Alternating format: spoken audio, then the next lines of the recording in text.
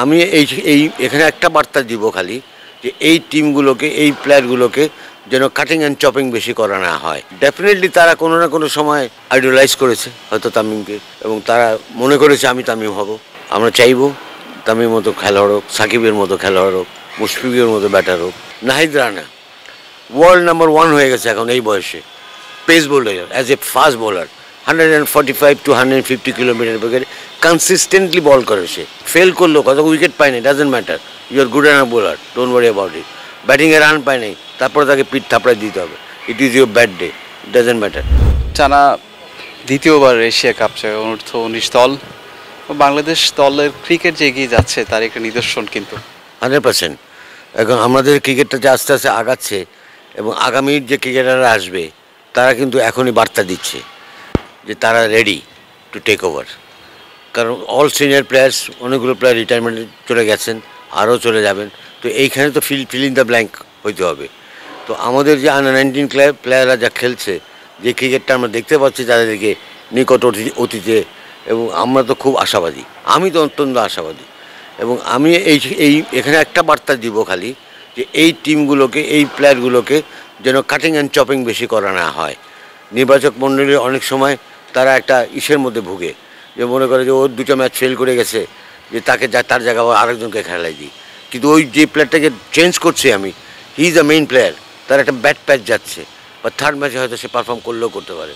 তো we must carry a player. তো এই এই এই টিমটা যেটা চ্যাম্পিয়ন হচ্ছে, খেলছে, এখানে একটা 20 জনের একটা গ্রুপ, এদেরকে সবসময় ক্যারি করা উচিত এবং ওই আস্থাটা দিতে হবে তাদেরকে। এদের ভিতরে ট্যালেন্ট, প্রতিভা, সাহস, আস্থা সব কিছু পরিলক্ষিত হয়েছে।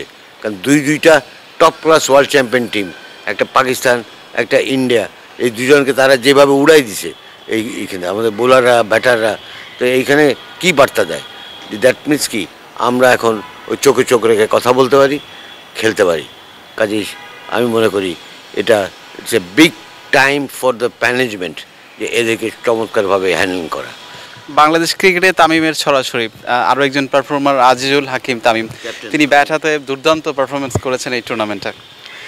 অ্যাবসলিউটলি, তামিম নামটাই মনে আমাদের খুব সিনোনিমাস হয়ে গেছে এখন। তো এখন আমার মনে হয় সব এফিডেভিট করে তামিম করে ফেলা উচিত। Is a brilliant cricketer, brilliant. তারপরে দেখেন যে আমাদের ন্যাশনাল টিমে যে তামিম, মানে কোন তামিম, যে কারেন্ট তামিম, তানজিম হাসান তামিম, চমৎকার ব্যাটিং করলো এই লাস্ট ম্যাচে। যদি আমরা ম্যাচটা জিততে পারিনি, ওয়েস্ট ইন্ডিজ জিতে গেছে।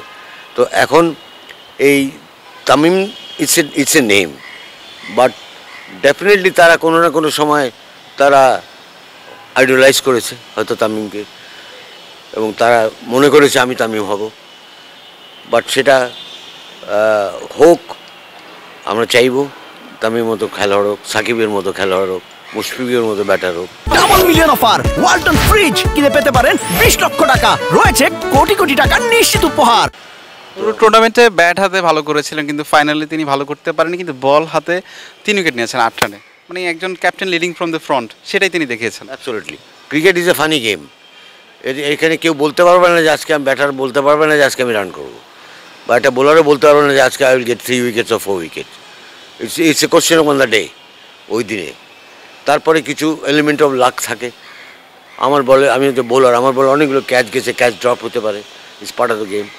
But at the same time আমি ব্যাটার, আমি দেখা গেলো ম্যাচের বেস্ট বলটাই আমার এগেনস্টে হয়ে গেছে, বেস্ট বল অপোনেন্টের, তো হতে পারে। বাট ওভারঅল একটা ব্যাটসম্যানকে বোঝাই যায় তার খেলার স্টাইল, তার কনসিস্টেন্সি অফ স্কোরিং রানস, যেটা এই তামিমদের মধ্যে আছে। ক্যাপ্টেনের মধ্যে তো আছেই আমাদের আন্ডার-19-এ, এবং বোলার আপনি দেখেন, যদি উদাহরণ দেই, নাহিদ রানা ওয়ার্ল্ড নাম্বার 1 হয়ে গেছে এখন এই বয়সে, pace bowler as a fast bowler. 145 to 150 kilometre বেগে কনসিস্টেন্টলি বল করে সে ধারাবাহিকভাবে, 22 বছর বয়স, তাই না? তো কাজে আমাদের তো প্রোডাক্টস আছে, সেই প্রোডাক্টগুলো আছে, এই প্রোডাক্টগুলোকে হ্যান্ডেল করা উচিত এবং তাদেরকে ওই আস্থাটা দেওয়া উচিত সার্বক্ষণিকভাবে। ফেল করলো, কত উইকেট পায় নাই, doesn't matter, you are good enough bowler, don't worry about it. ব্যাটিংয়ে রান পায় নাই, তারপরে তাকে পিঠ থাপড়ায় দিতে হবে, it is your bad day, it doesn't matter, next day is coming, সূর্য কালকে উঠবে, কাজে সেটার অপেক্ষায় থাকো।